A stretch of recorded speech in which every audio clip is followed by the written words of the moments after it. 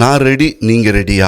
அன்புக்குரியவர்களே, இன்றைய நற்செய்தி நேற்று நற்செய்தியினுடைய தொடர்ச்சியாகவே வருகிறது. ஆண்டவர் இயேசுவினுடைய வருகை, இரண்டாவது வருகையையும் எதிர்நோக்கி இருக்கும் திரு அவை எந்த அளவுக்கு விழிப்போடு கூடிய விசுவாசத்தோடு கூடிய திரு அவையாக இருக்க வேண்டும் என்பதையும் நமக்கு எடுத்து காட்டுகிறது. அதற்கு ஒரு சிறந்த ஓமையை கொடுக்கிறது, பரிச்சயமான ஓமை, 10 கன்னியர்கள் ஓமை.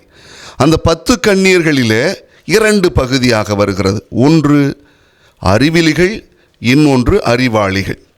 அறிவிலிகள் செய்கிற செயல்களும் அறிவாளிகள் செய்கிற செயல்களும் அங்கு நமக்கு எண்பித்து காட்டப்படுகிறது.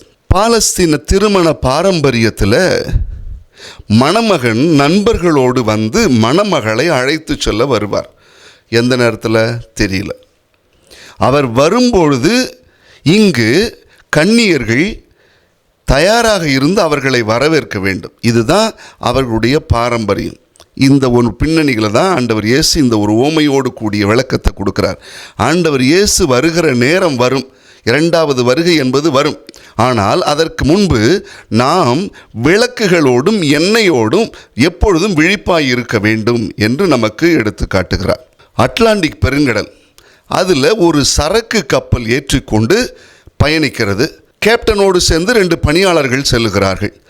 அப்போ கேப்டன் ஒரு செய்தியை கொடுக்குறார் பணியாளர்கள்ட்ட, எப்பா நாம் போகிறது அட்லாண்டிக் பெருங்கடல் பகுதி, வழியில் ஆபத்துக்கள் இருக்கும், பனி புயல் வரும், பனிப்பாறை இருக்கும், ஏதாவது ஆபத்து வந்ததுன்னா நாம் எப்பொழுதும் ரொம்ப கவனமாக இருக்கணும்.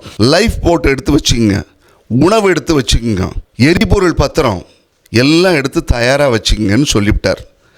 போகுது, வழியில் ஒரு ஆபத்து வந்த உடனே கேப்டன் அறிவிப்பு கொடுக்குறாரு, எப்பா இது மாதிரி ஆகிப்போச்சு, ஆபத்து வருது, அவங்க லைஃப் போட்டை எடுத்துக்கிட்டு, பாதுகாப்பு படகை எடுத்துக்கிட்டு, எண்ணெய் பொருள் இதெல்லாம் எடுத்துகிட்டு நீங்கள் பாதுகாப்பாக வந்துடுங்க அப்படின்னு சொல்கிறார்.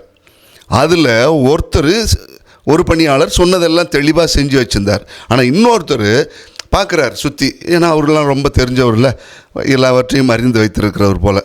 அவர் என்ன பண்ணுறாரு, ஒரு வாரமாக அதுக்கான ஒன்றும் அழிகுழிலாம் ஒன்றும் இல்லை, மழை இல்லை, ஒன்றும் இல்லை, அது மாதிரி நல்லா தான் இருக்குது கிளைமேட்டு, ஒரு பாதுகாப்பும் இருக்காது, பார்த்துக்கலாம். நிறைய பேர் இதை தான் சொல்லி போவாங்க, பார்த்துக்கலான்ட்டு. அப்படி இருக்கக்கூடாதுல்ல, ரொம்ப கவனமாக விழிப்பாக இருக்கணும்னு சொன்னார். கடைசியில் பார்த்தா பார்த்துக்கலாம் அப்படின்னு அவர் பேத்துக்குச்சு. அன்புக்குரியவர்களே, விழிப்போடு இருக்கிறவன் தான் வெகுமதி அடைகிறான். விழிப்பில்லாத இந்த 5 கன்னியர்கள் புறம்பே தள்ளப்பட்டார்கள். விழிப்போடு இருக்கிற 5 கன்னியர்கள் உள்ளே அழைத்து செல்லப்பட்டார்கள். விளக்கு என்பது என்ன? நம்முடைய விசுவாசம்தான்.